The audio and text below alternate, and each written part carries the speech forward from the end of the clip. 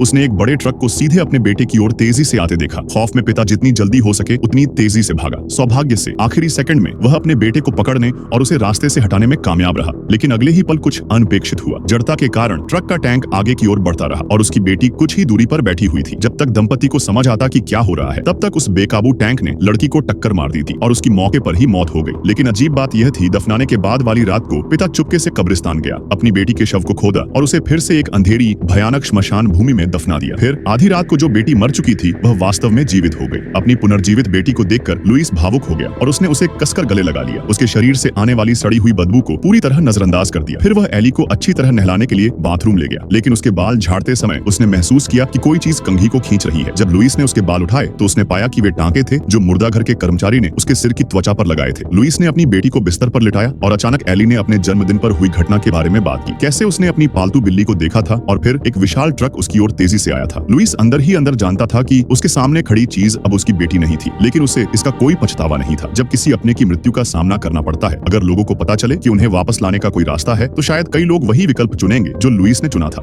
भले ही उस पुनर्जीवित शरीर को किसी और चीज द्वारा नियंत्रित किया जा रहा हो। अगली सुबह लुइस अभी उठा ही था कि उसने लिविंग रूम में एली को देखा, वही कपड़े पहने हुए जिसमें उसे दफनाया गया था, और वह पागलों की तरह नाच रही थी। लेकिन नाचते नाचते उसका स्वभाव अचानक हिंसक हो गया।